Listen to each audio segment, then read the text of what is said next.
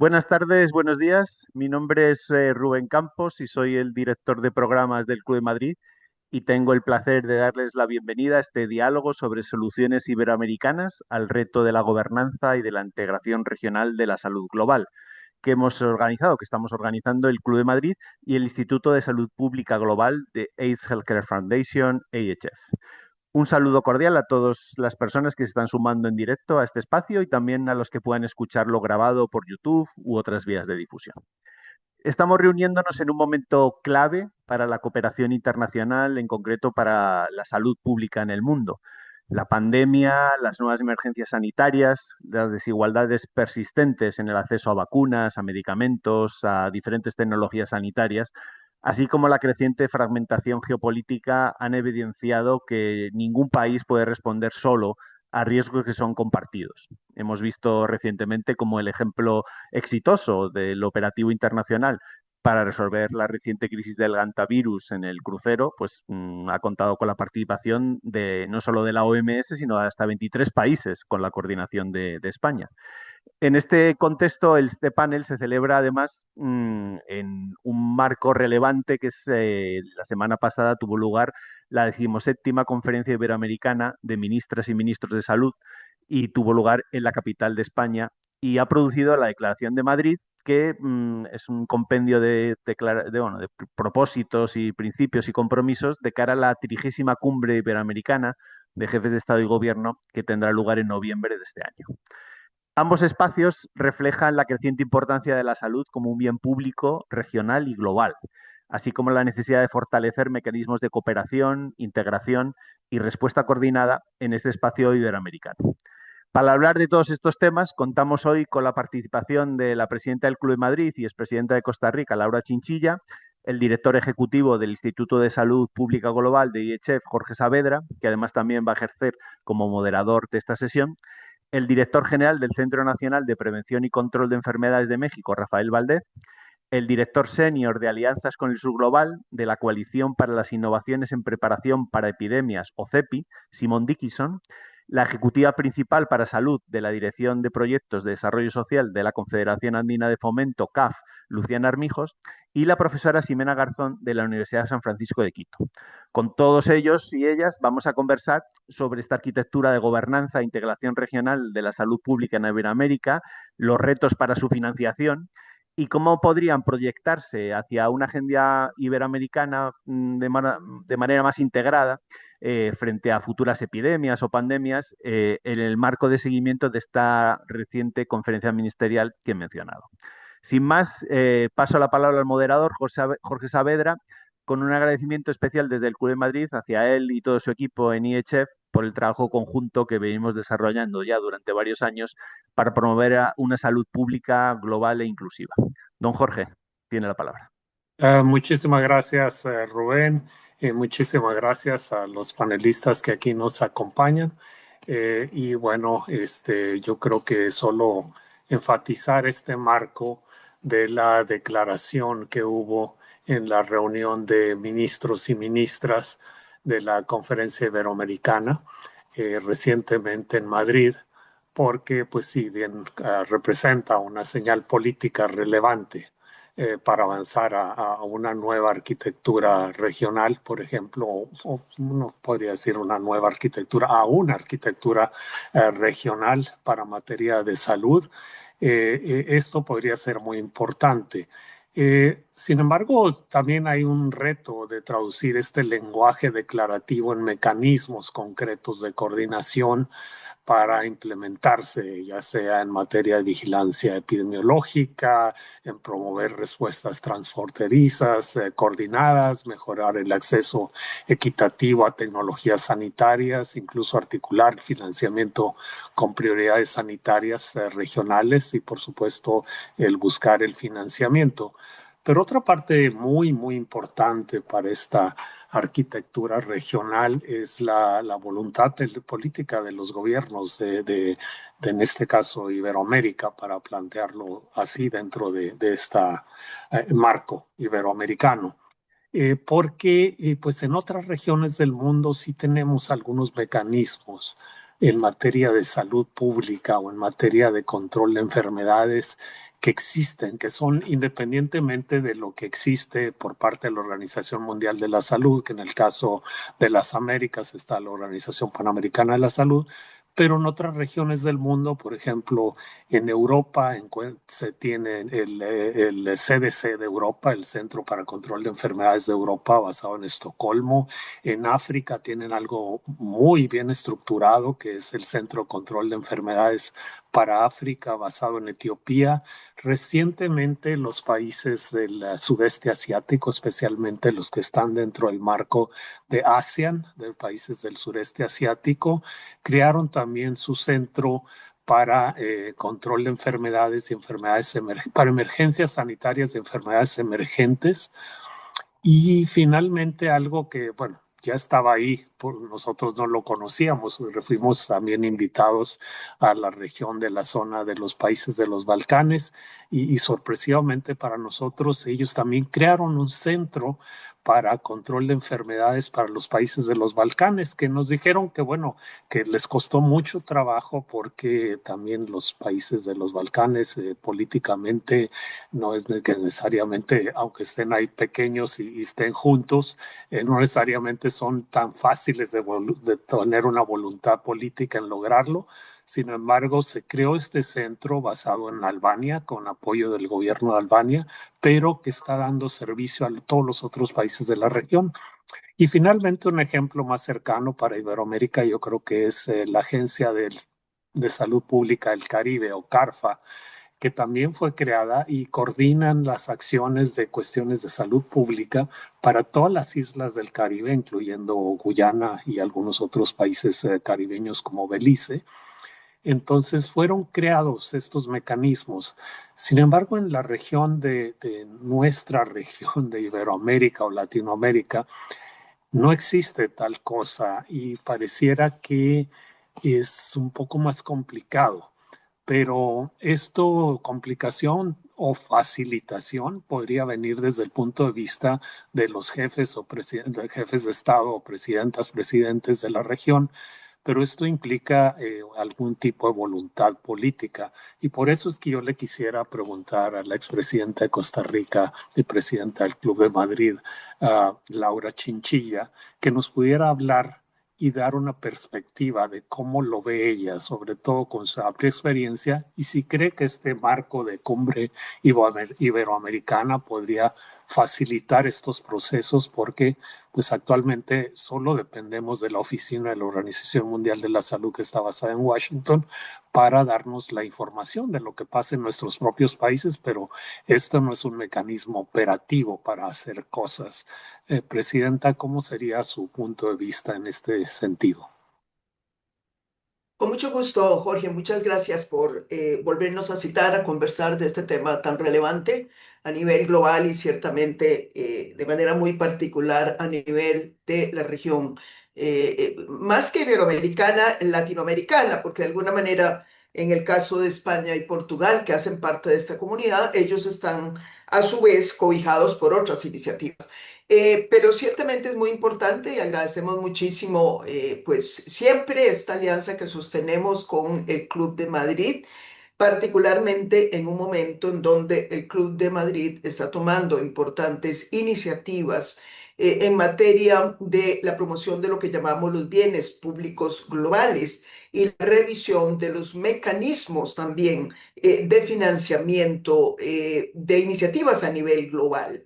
Y si me permitís, antes de, digamos, responder directamente la parte de tu pregunta, sí hacer un par de comentarios previos que ciertamente quienes están conectados pues quizás los manejarán, ¿no? Tenemos con nosotros gente experta en estos temas, pero que nunca está de más volver a subrayar. Y la primera idea es que la salud pública global se ha convertido en uno de los principales desafíos políticos y estratégicos de esta época. La pandemia lo dejó en evidencia. Hace poco volvimos a experimentar una emergencia en un crucero y creo que la gente lo vio con muchísima preocupación, ya no fue una noticia que pasó desapercibida, aun cuando la gente por el trauma en que quedó posiblemente no la socializó mucho, pero estoy segura que quedó grabada en la mente de muchos de nosotros, en esos recuerdos por los que tuvimos que atravesar cuando confrontamos la realidad de que el mundo no estaba preparado para protegerse de las amenazas serias de tipo sanitario transnacional. Y lo segundo es que precisamente fue esta región, América Latina, la que fue más vulnerable, la que se mostró más vulnerable desde el punto de vista de las tasas de contagio, desde el punto de vista de las vidas perdidas, especialmente en algunos de los países. Notamos los faltantes en materia de los sistemas de salud, pero por sobre todo, lo que quedó en evidencia durante la pandemia fue la debilidad para articular una respuesta a nivel regional.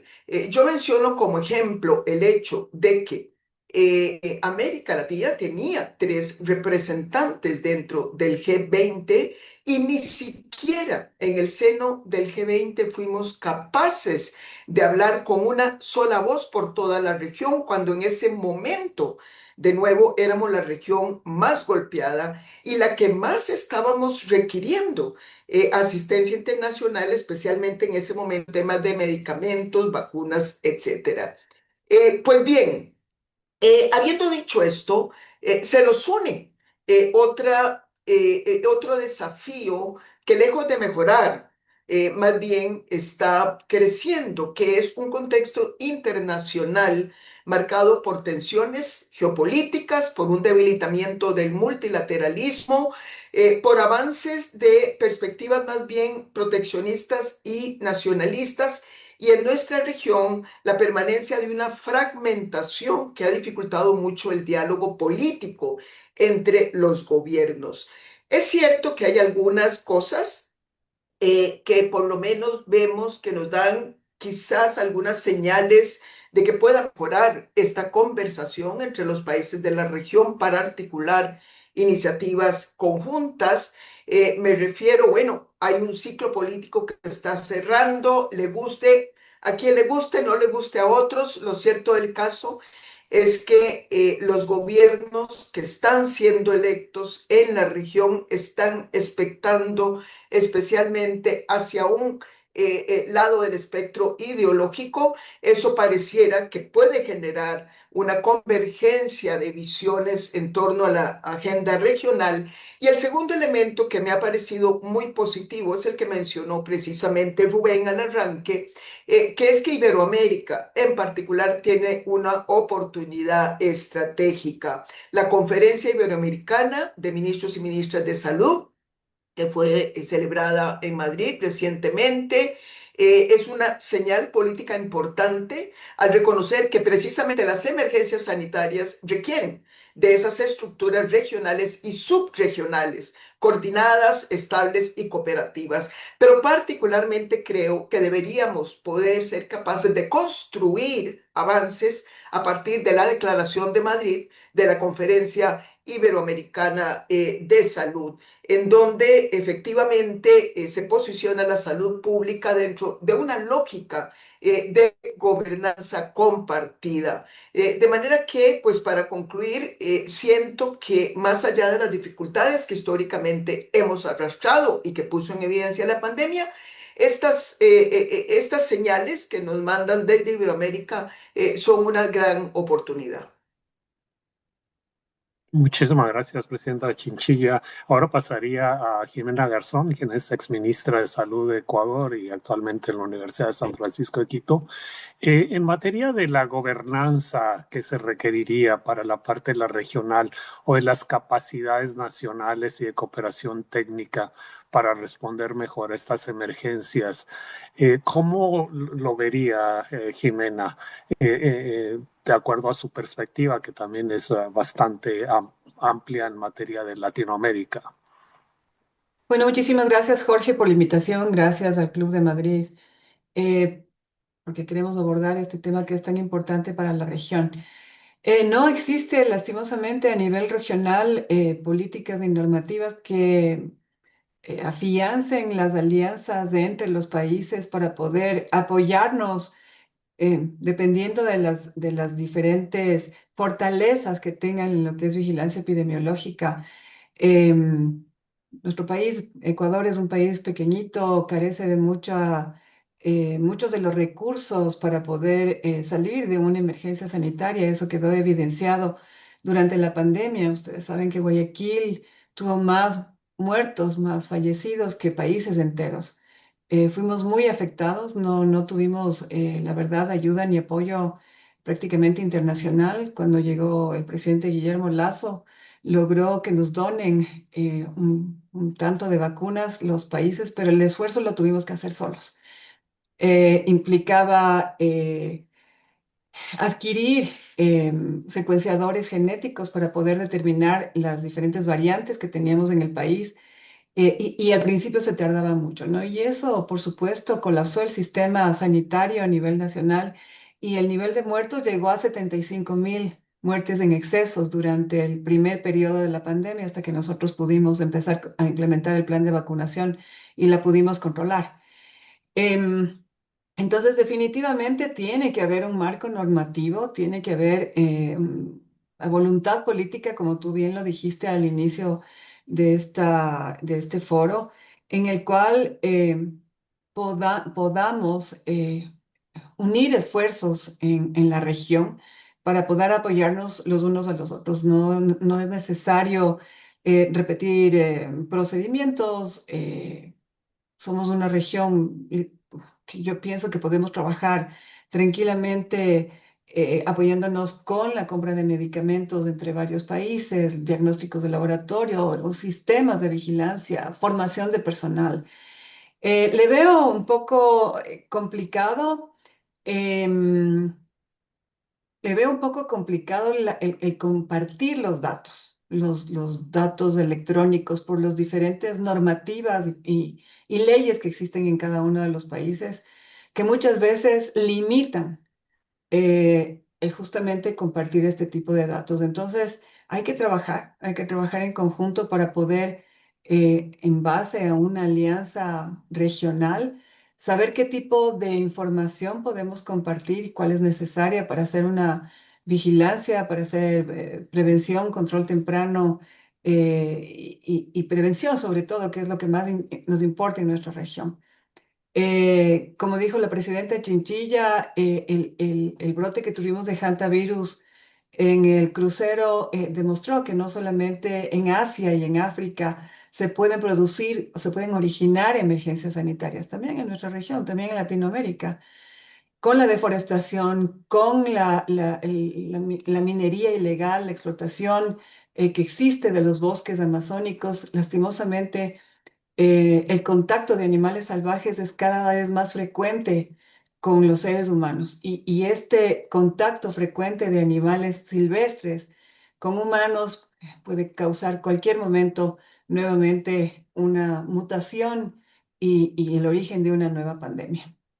La globalización, los viajes turísticos, el aumento del turismo en las regiones que en muchos de nuestros países vivimos del turismo, predispone igual que personas que vienen de muy lejos, pues pase lo que ya hemos visto, se contagien de este virus y pues lo transmitan a otros países.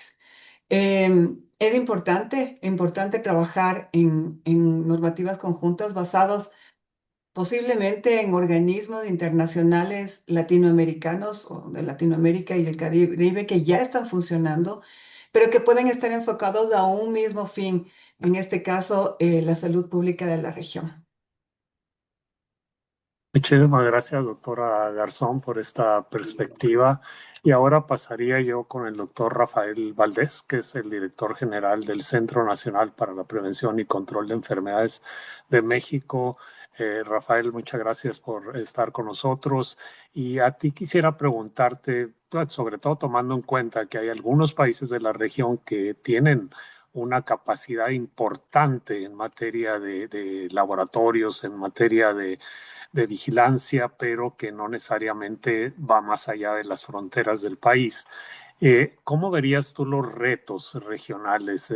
Como por ejemplo, si este centro que tú diriges es Senaprese, ¿tú le ves posibilidades de un Celaprese que fuera un centro latinoamericano para la prevención y control de enfermedades y que pudiera abordar estas cuestiones y urgencias que había mencionado la doctora Garzón y que también resaltó mucho la presidenta Chinchilla? Pero ¿cómo tú ves los retos latinoamericanos?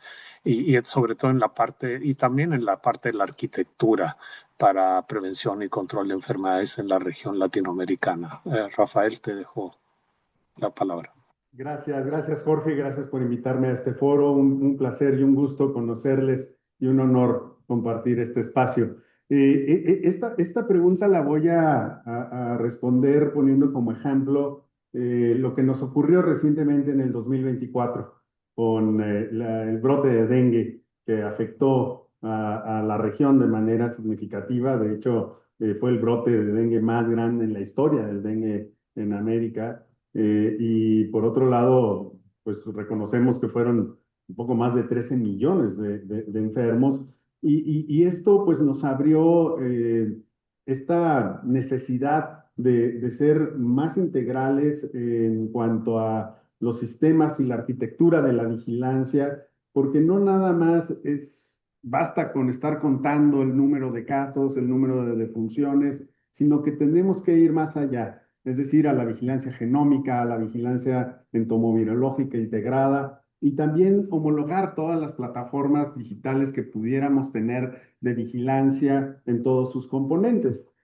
Voy aquí a poner un ejemplo. En México tenemos un sistema de vigilancia entomológica, entomovirológica y un sistema de alertamiento temprano que nos permite anticipar hasta con 2 o 3 semanas en dónde va a ocurrir un brote. Es decir, si estos sistemas los pudiéramos tener unificados en la región, tomando en cuenta que el dengue tiene esta característica de afectar de manera progresiva y escalonada los focos de transmisión, pues evidencia de que es necesario tener esta articulación y esta comunicación entre los diferentes territorios en donde potencialmente podamos nosotros ser receptores de nuevos serotipos o de cocirculación de algún otro tipo de arbovirus. Así que también dentro de esta arquitectura regional es muy importante que la gobernanza esté bajo un enfoque de una salud. Prácticamente todas las enfermedades que detonan en una emergencia sanitaria, pues vienen con todos los componentes de una salud. Por eso es importante incorporar formalmente a los ministerios del Medio Ambiente, Desarrollo Urbano, Gestión del Agua. Es decir, siempre que estemos también hablando de estas coordinaciones de país y las coordinaciones también regionales, tenemos que abordarlos desde todo este contexto y que además podamos estar sincronizados para poder hacer intervenciones tanto preventivas o acciones anticipatorias que puedan tanto prevenir como también mitigar el daño. También es muy importante el que podamos estar compartiendo información de buenas prácticas dentro de los países. Un ejemplo de lo que nos ocurrió nuevamente, voy a estar alrededor del ejemplo de dengue. Por ejemplo, Brasil avanzó muchísimo en relación a sus estrategias de implementación de vacuna. Además, tiene ya la fase final de su desarrollo de vacuna de Butantan para dengue. Y por otro lado, en este momento, países que puedan ya tener acceso a la vacuna de dengue que está ahora ya disponible, cuáles fueron los modelos que se utilizaron para poder hacer el cálculo de las cohortes susceptibles a vacunación. Ese nada más como un ejemplo de la información que se puede estar compartiendo para preparar a los países para sus estrategias de prevención. Y bueno, ya se mencionó algo muy importante que es tener estas articulaciones para poder compartir insumos, fondos financieros para poder enfrentar el control de potenciales epidemias de alto impacto, en el cual se puedan conjuntar estas respuestas y estos recursos financieros en el foco para evitar la propagación a nivel regional. Así que es muy importante que podamos, a través de estas lecciones que nos están dejando estos brotes o estas emergencias en salud, poder llevarlo al concepto de que la seguridad sanitaria ya no se puede gestionar de manera endógena. Es muy importante que existan mecanismos regionales sólidos y, como ya se mencionó, pues que tengan esta voluntad política para compartir tanto datos epidemiológicos, también compartir fuentes de financiamiento y que además podamos nosotros tener acceso a sistemas abiertos de comunicación y de información.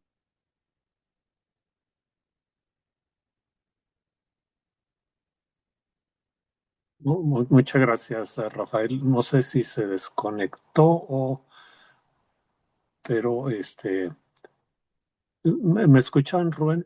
Sí, Rafael creo Ok, que se ha desconectado. O sea ok, que yo ok. Bueno, iría avanzando. pero sí, entonces seguiríamos con Simon Dickinson de la Coalición para la Innovación y Preparación entre Epidemias, CEPI, quien nos va a presentar una aproximación o una propuesta que CEPI tiene para la región latinoamericana. Específicamente, le hemos pedido que presente esto. Simón. Oh, muchas gracias, Jorge. ¿Pueden ver mi pantalla? Perfecto. Sí, sí.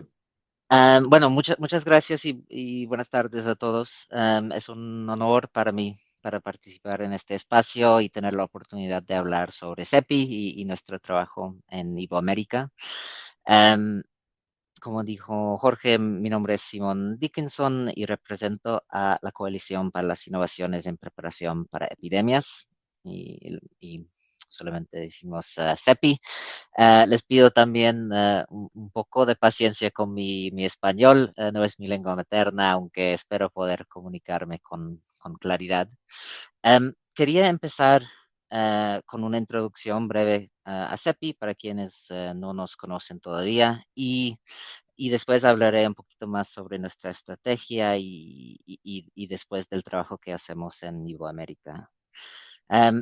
Entonces, CEPI fue fundada en 2017 con una visión clara y ambiciosa, que es un mundo en el que las epidemias y pandemias ya no representen una amenaza para la humanidad. Y nuestra misión es acelerar el desarrollo de vacunas y otras contramedidas biológicas frente a las amenazas epidémicas y pandémicas y garantizar que estas soluciones sean accesibles para todas las personas que las necesitan sin importar dónde vivan. Entonces, para explicar un poquito que CEPI es una coalición entre muchos actores distintos y el valor diferencial de CEPI es precisamente su capacidad de articulación. Trabajamos como una plataforma de conexión entre muchos actores, entre gobiernos, reguladores, industria, academia, la sociedad civil. Y esta red amplia y diversa nos permite movilizar y desplegar recursos a una velocidad y escala que los estados nacionales actuando solos a menudo no pueden lograr. Y en la región iberoamericana contamos actualmente con dos gobiernos inversores, México y España, cuyo apoyo es fundamental para nuestro trabajo. Y este año también estamos en una campaña de inversiones para nuestra estrategia nueva. Quería comentar muy rápidamente sobre el trabajo que hemos hecho global en la década desde que nos fundamos. Entonces, después de casi una década de trabajo, contamos con más de 470 socios de investigación y desarrollo, más de 30 financiadores, que la mayoría de que son gobiernos, y hemos movilizado más de 4.000 millones de dólares desde nuestra fundación.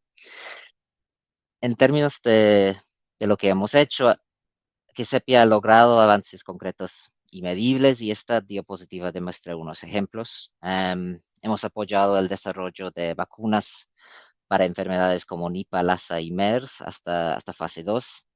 También, y muy importante para la región, apoyamos al desarrollo de la primera vacuna con licencia contra chikungunya. Y muy importante, durante la pandemia de COVID-19, CEPI apoyó a 14 candidatas de vacunas, y de estas 4 tuvieron autorización de uso de emergencia y 3 con aprobación para uso nacional. Y también CEPI cofundó y codirigió COVAX. Rápidamente quiero comentar sobre la misión de los 100 días, porque eso es una parte clave de lo que estamos haciendo, o central de lo que estamos haciendo. Y la premisa es esta, que sí somos capaces de tener vacunas listas para autorización inicial y fabricación a escala dentro de los primeros 100 días tras el reconocimiento de un nuevo patógeno pandémico, pues podríamos neutralizar la amenaza antes de que se convierta en una catástrofe global. Y es, es como lo vemos nosotros, que no es una aspiración distante, es una hoja de ruta técnicamente alcanzable y es el núcleo de nuestra estrategia. Y la clave es preparación previa. Y lo que hagamos antes determinará la velocidad de respuesta cuando surja la amenaza. Entonces, pasemos ahora a hablar de nuestra estrategia nueva, que se llama CEPI 3.0. Y CEPI 3.0 es nuestra estrategia para el periodo 2027 a 2031 y está diseñada para consolidar los avances de la última década y preparar al mundo de manera más sistemática y equitativa frente a las amenazas del futuro. Entonces, en la diapositiva se puede ver cómo CEPI estructurará su trabajo durante este periodo. En el centro está la misión de los 110 y se basa en 3 elementos que funcionan de manera integrada. Primero hay el enfoque por familias virales para no empezar de cero ante cada nueva amenaza. Segundo, plataformas de vacunas que están listas y disponibles, es decir, tecnologías que puedan adaptarse rápidamente a nuevos patógenos, y CEPI invierte en varias tecnologías de plataforma como ARNM, el vector viral, subunidad proteica, que pueden ser reprogramadas rápidamente ante un nuevo patógeno. Y tercero, hay las redes y capacidades que estén preparadas desde laboratorios, ensayos clínicos, fabricación y sistemas regulatorios, que sean listas para activarse cuando se necesitan. Y después estas se apoyan en 4 áreas transversales, que son una parte integral de cómo operamos.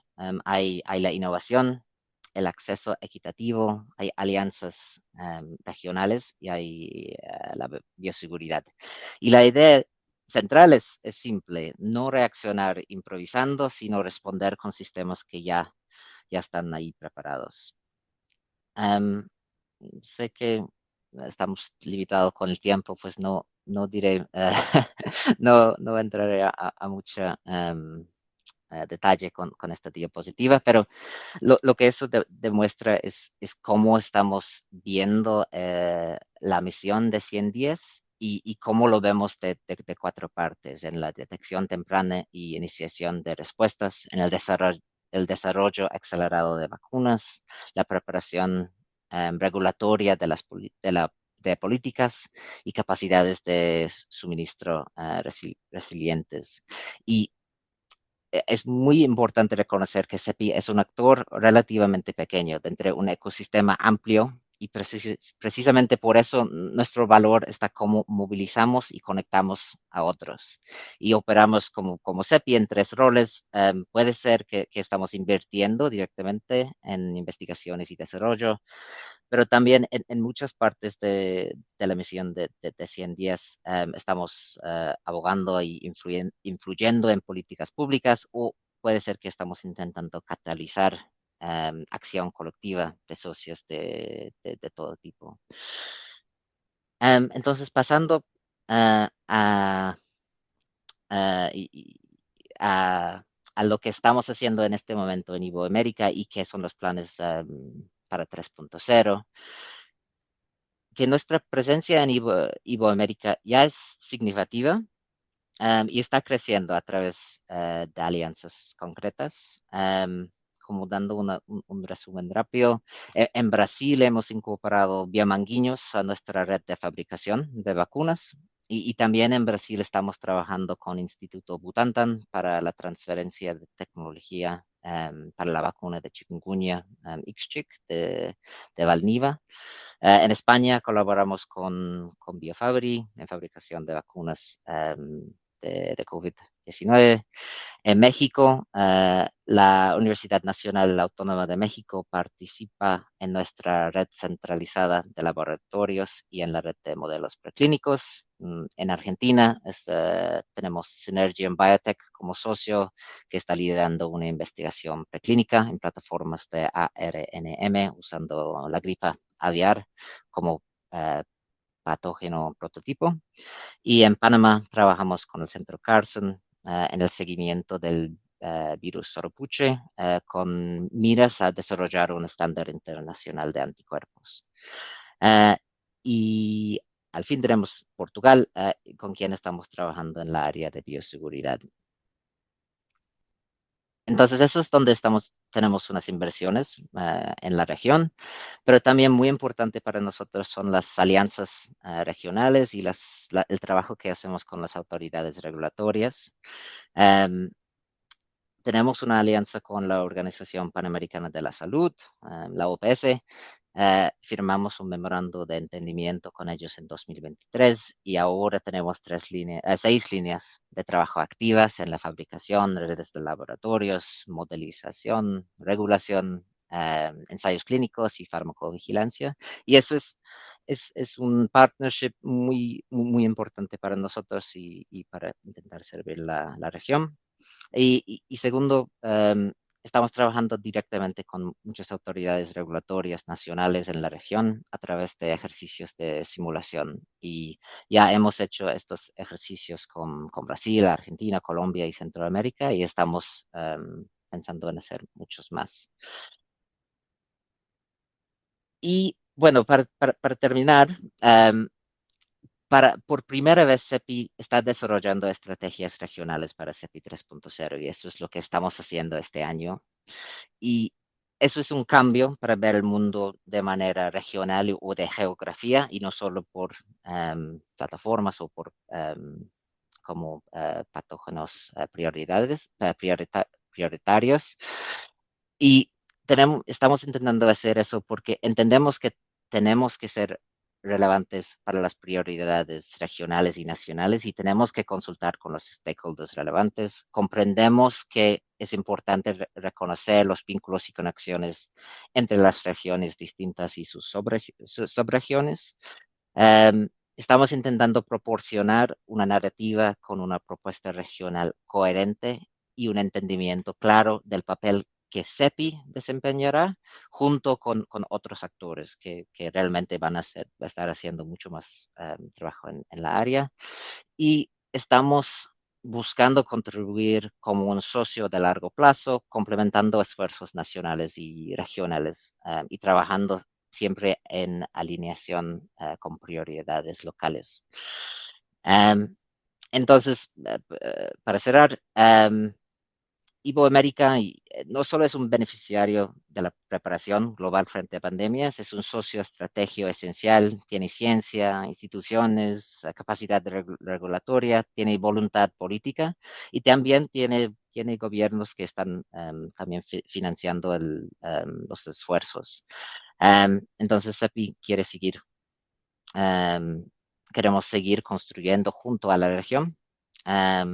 Y bueno, termino ahí, pero muchas gracias por su tiempo y si cualquier pregunta me pueden mandar un mail y sí, muy dispuesto a contestar.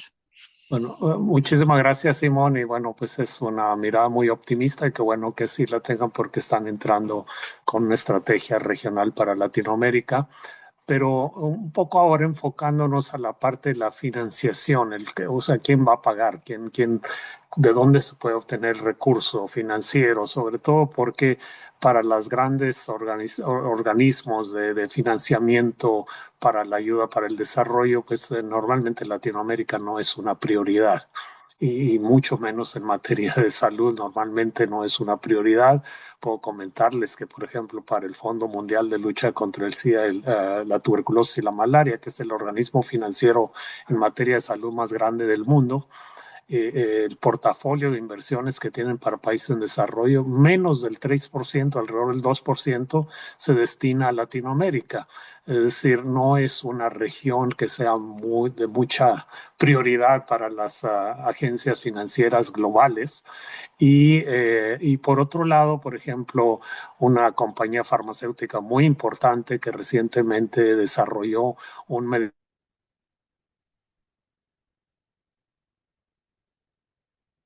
altamente efectivo para prevenir el VIH, un nuevo medicamento que es bastante bueno, tiene un precio de $28,000 por persona por año en Estados Unidos.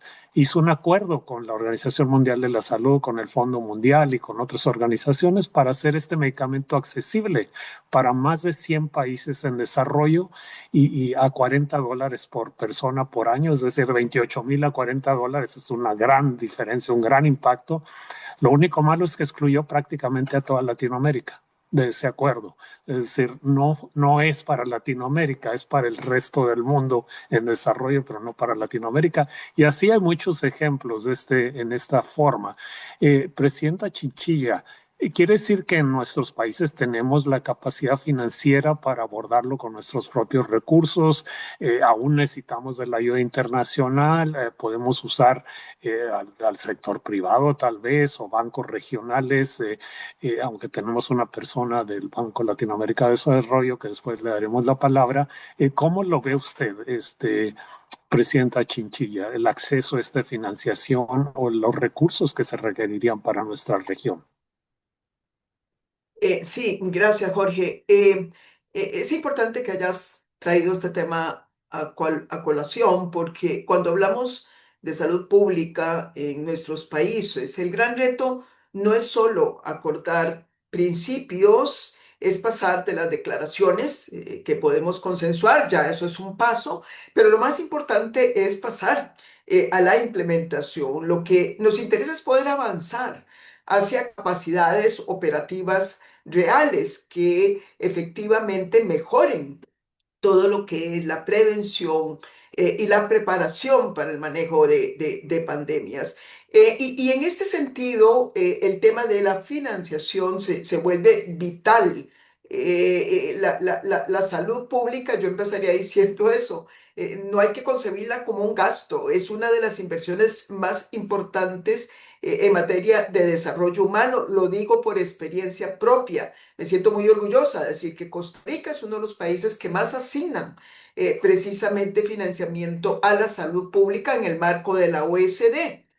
Tenemos ciertamente también un desafío no solamente de cuánto asignamos, sino también de cómo utilizamos ese gasto, sobre la calidad de ese gasto. Hay muchísimo que discutir también en la región, pero para responder más concretamente a tu pregunta, hay dos elementos que me parece a mí son los que están limitando el que América Latina sea considerada como parte de algunos mecanismos financieros. El número uno es, insisto de nuevo, esa enorme incapacidad que hemos tenido para hablar con una sola voz. Es decir, América Latina se ha venido volviendo cada vez en una región más irrelevante, no solamente en estos temas que estamos discutiendo. Ponerle cualquier etiqueta, cualquier tema de la agenda global, América Latina tiende a desvanecerse porque simple y sencillamente no somos capaces de coordinar internamente y actuar de manera colectiva, como por ejemplo, si lo ha venido haciendo África, que es un continente desde ese punto de vista bastante ejemplar.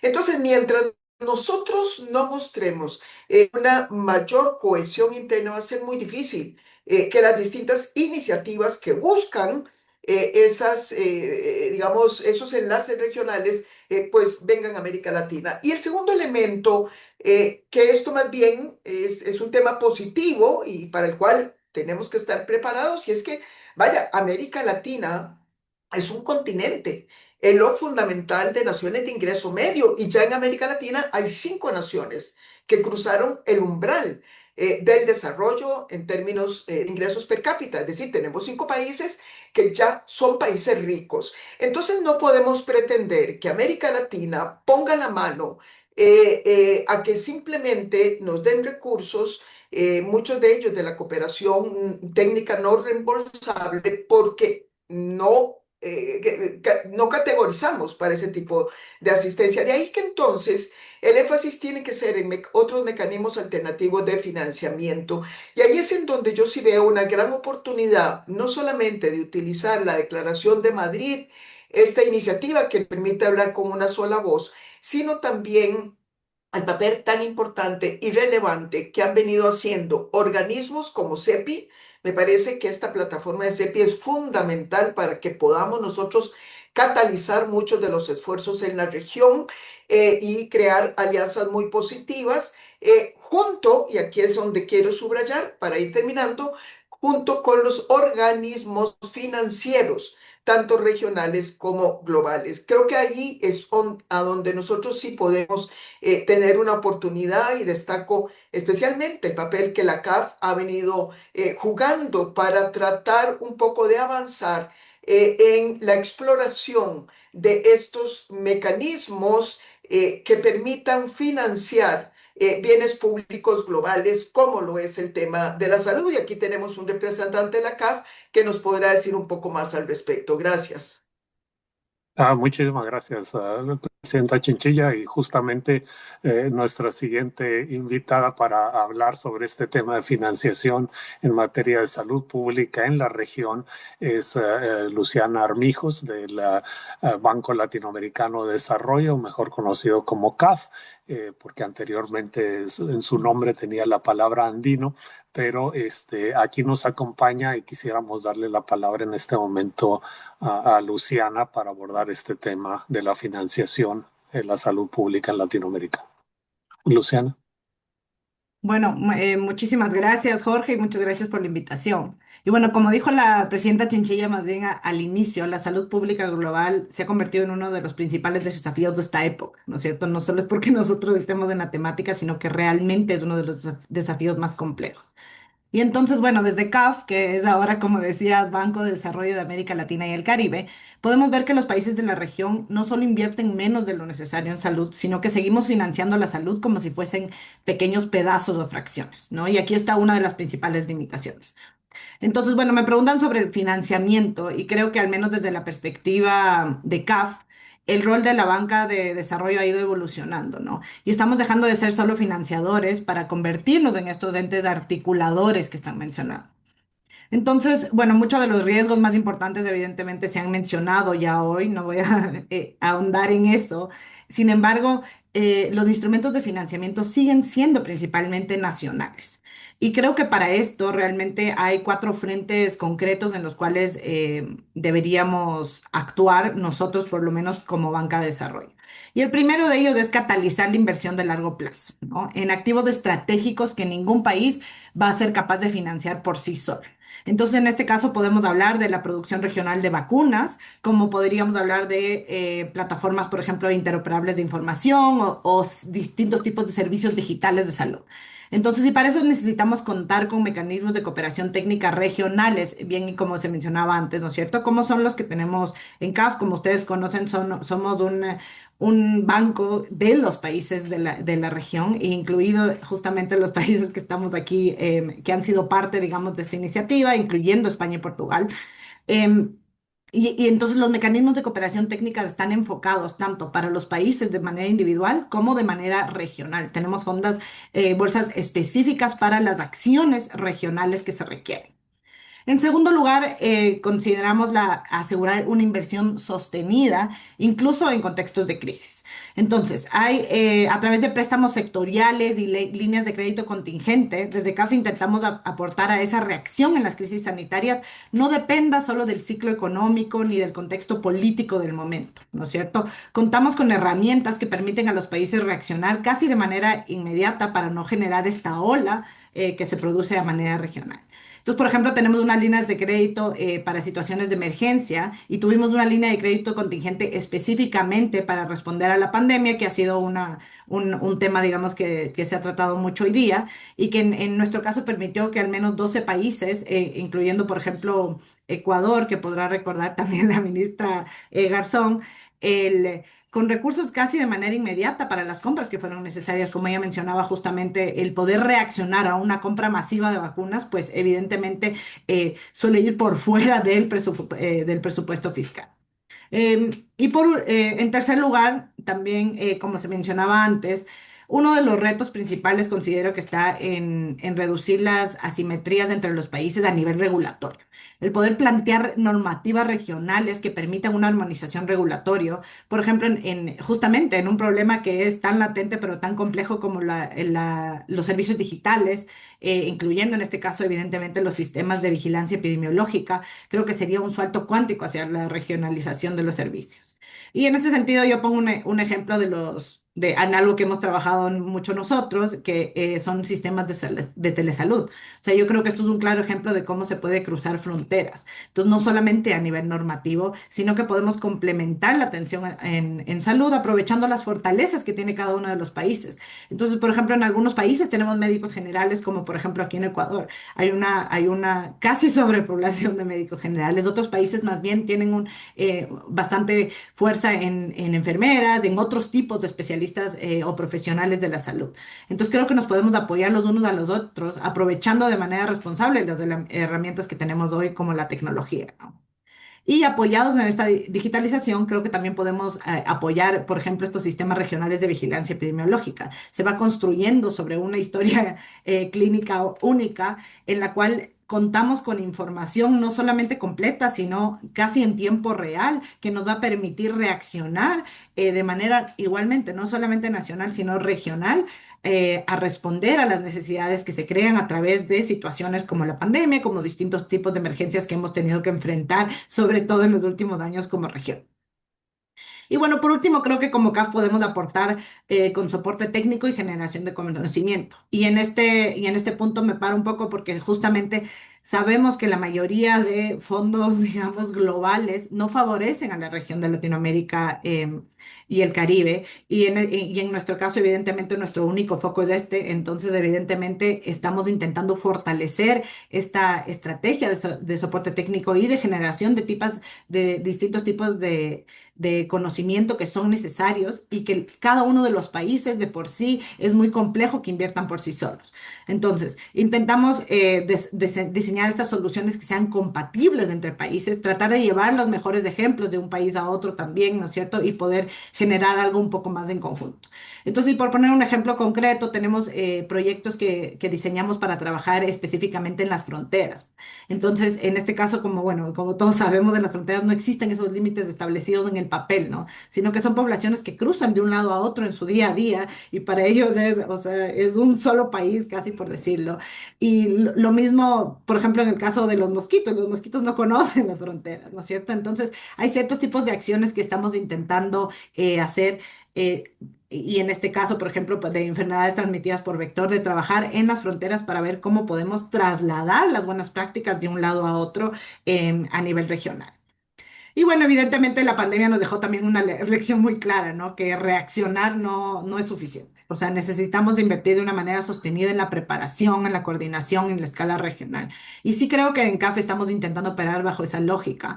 O sea, yo creo que cada proyecto de salud digital, de fortalecimiento del primer nivel de atención o de los sistemas de información, no solo responde a esas necesidades nacionales, sino que contribuye a construir esa resiliencia regional a la cual estamos intentando llegar. Entonces, bueno, nada, solamente por cerrar, no creo que vamos a resolver los retos de salud pública global sin asumir los riesgos que también requiere esa coordinación y asegurar financiamiento que pueda ser sostenido en el tiempo. Entonces, muchísimas gracias. Pues muchísimas gracias, Luciana. Y sí queda claro que, bueno, el foco regional o la aproximación regional va a tener que ser parte de nuestra solución. No podemos estar dependiendo como de la solidaridad global para nuestra región y sobre todo cuando no tenemos tampoco una voz unificada, como nos menciona la presidenta Chinchilla. Vamos a tener ya un tiempo muy limitado, pero no quiero terminar sin darles oportunidad de abordar este tema de financiamiento tanto a la exministra Garzón de Ecuador como al doctor Rafael Valdés de México, y bueno, agradeciendo de cualquier forma por adelantado que CEPI tenga una iniciativa ya regional para la región latinoamericana. Jimena, te dejaría la palabra en este momento. Muchísimas gracias, Jorge, y gracias, Luciana. Me encanta verte a los tiempos. Pues definitivamente para poder implementar un sistema como organismo, un sistema de monitoreo internacional como el que estamos planteando, vamos a necesitar el apoyo de financiadoras internacionales. Y nuevamente pongo en el tapete la importancia que tiene el apoyo político, eh, porque sin contar con ese apoyo no va a ser fácil. Creo que es un tema que se tiene que abordar no solamente por la importancia social que tiene, sino también por la importancia económica que tiene en la región. Hemos visto las grandes pérdidas que han tenido los países latinoamericanos durante y post pandémicos. Estamos viviendo en tiempos económicos post pandémicos en Latinoamérica. Han sido realmente complejos. Ustedes sabrán los indicadores de pobreza, cómo han caído aún más y la brecha que existe entre socioeconómica también se ha abierto mucho más. Eso ha quebrado prácticamente los sistemas de salud en los países, aumentada la necesidad y la imposibilidad de adquirir medicamentos básicos. No hablemos de medicamentos de nuevas tecnologías. Entonces, realmente impactos como el que sufrimos por la pandemia cada vez va relegando más a la región, lo cual pues yo creo que al final afecta a todos, ¿no? Y es algo que tenemos que considerar. Y yo creo que, como bien dijo Luciana, la CAF fue de una ayuda increíble para el Ecuador cuando necesitábamos esos fondos para poder adquirir las vacunas de manera urgente, para poder eh, disminuir la gravedad de la enfermedad y poder descongestionar el sistema de salud ecuatoriano lo más pronto posible, porque las personas no solamente se estaban muriendo por COVID, ¿no es cierto?, sino también por otras muchas enfermedades crónicas no transmisibles y transmisibles, como bien también lo decía Rafael en su momento, ¿no? Nosotros también cruzamos por un brote de dengue al mismo tiempo que la COVID. No se previno, no se controló el dengue, se unió con la COVID, hubo una sindemia y es por eso el exceso de mortalidad gigantesco que vio el Ecuador. Entonces, estos mecanismos que nosotros queremos desarrollar e implementar en la región nos van a permitir prevenir, controlar, por supuesto, estos brotes que muchas veces se vuelven sindémicos, que junto con exacerbados con los determinantes de la salud que ya son crónicos en la región, esta pobreza que se va volviendo cada vez más crónica, más compleja de salir, pues agudizan y complejizan más la vida de los latinoamericanos. Eso, gracias. Muchísimas gracias, doctora Garzón. Eh, Sé que Club de Madrid nos está dando un par de minutos extras lo comento también para la audiencia, quienes estén conectados, para poder concluir este panel. Doctor Rafael Valdés, sobre el financiamiento, ¿cómo lo ve?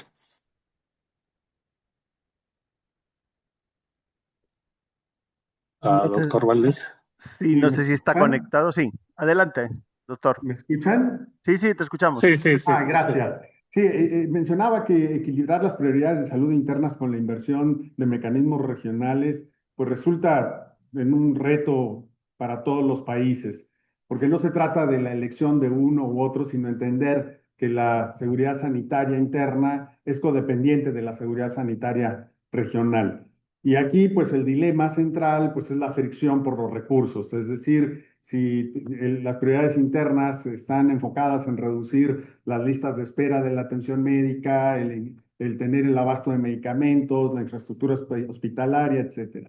Pero por otro lado, también los mecanismos regionales, pues son invisibles y son a largo plazo y solamente volteamos a ver la necesidad cuando estalla una crisis. Entonces se percibe como un gasto dormido. Así que pues las estrategias para lograr este equilibrio pues tendrían que ser inversiones de doble uso, es decir, en la medida en la cual nosotros tengamos sistemas de información robustos que puedan ser interoperables con otros sistemas de información y de inteligencia de datos de otros países, podríamos nosotros tener estas decisiones compartidas. Por otro lado, también la capacidad de los laboratorios nacionales para diagnosticar enfermedades cotidianas, pues que también pudieran tener capacidad de poder estar convirtiéndose en nodos de alerta comunitaria para patógenos emergentes. Por otro lado, también el institucionalizar y blindar los presupuestos, es decir, establecer por ley, como ocurre con el Reglamento Sanitario Internacional de la OMS, pues cumplir con.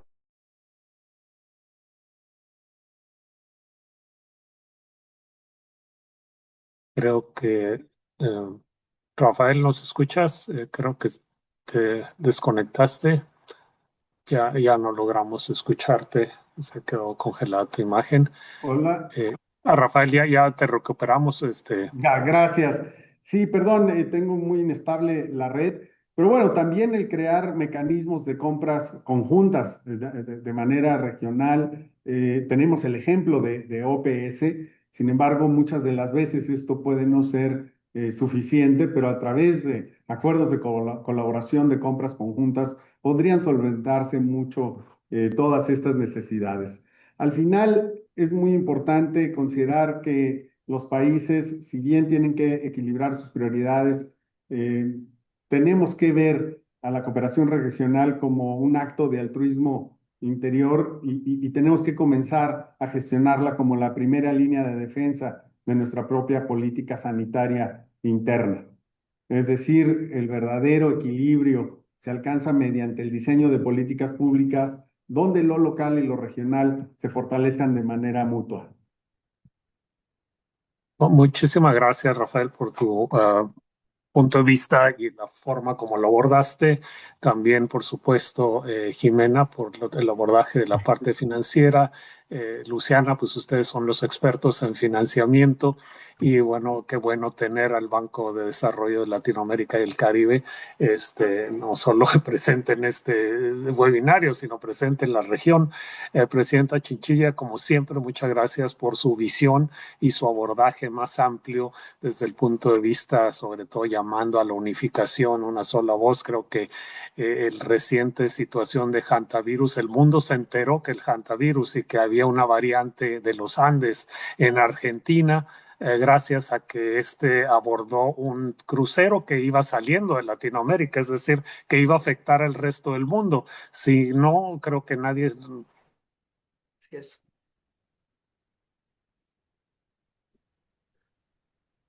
Sí, hemos perdido ahora puntualmente a Jorge, pero efectivamente, si no, a lo mejor no hubiera llegado a tener esa conciencia global, ¿no? Unificación de nuestro país. Te hemos perdido ¿Cómo? puntualmente, Jorge, pero ya está recuperado. Sí, perdón. No sé si me escuchan. Ahora fui Sí, yo, ahora sí. Sí, sí. Rafael. Bueno, estaba mencionándolo el hantavirus, pero simplemente no el hantavirus en sí, ni la variante de los Andes en sí, sino el hecho de que el resto del mundo no sabía de esto. Ni siquiera tal vez en el resto de América Latina sabíamos que esto lo teníamos en la región, hasta que sucedió esa situación emergente. pero es claro también la señal de que nos falta la coordinación, el poder hablar con una sola voz, en especial en los temas de salud pública, seguramente en muchos otros temas también, como dijo la presidenta Chinchilla, pero en especial en este caso nos ocupa la salud pública. Y por fin, agradecer a CEPI la estrategia regional para Latinoamérica que están desarrollando, porque este tipo de iniciativas para nuestra región son muy necesarias, más allá de lo que tradicionalmente hace la Organización Mundial de la Salud a través de su oficina, la OPS en Washington. Creemos esta parte más operativa, más de respuesta, más inmediata y compartir información y hablar como región, eso va a seguir siendo necesario. Muchísimas gracias, Club de Madrid, por esta oportunidad, por organizar este webinario, y te dejo la palabra, Rubén. Muy bien, pues muchísimas gracias a Jorge y Chef, a todos los panelistas, con especial mención a nuestra presidenta Laura Chinchilla de Costa Rica. Yo creo que hoy hemos vuelto a constatar que la salud pública global o regional es imposible entenderla simplemente desde una lógica nacional, ¿no? Y que los desafíos sanitarios de salud contemporáneos exigen esta cooperación, esta confianza y la posibilidad de armar estas capacidades de forma compartida, ¿no? Consideramos desde el Club de Madrid que Iberoamérica tiene la oportunidad de consolidarse como un espacio de concertación política, integración operativa en salud pública, y ojalá esta declaración de Madrid, de la reunión de ministros y ministras y la próxima cumbre iberoamericana, pues ofrezca una buena oportunidad para avanzar en esta dirección. Y desde el Club de Madrid, en colaboración con EHF y otros socios y colegas como los que se han sumado hoy a este webinario, pues vamos a estar acompañando para que este proceso vaya en esta dirección. Muchas gracias a todas y a todos por vuestra atención y seguiremos trabajando en esta línea. Un saludo cordial.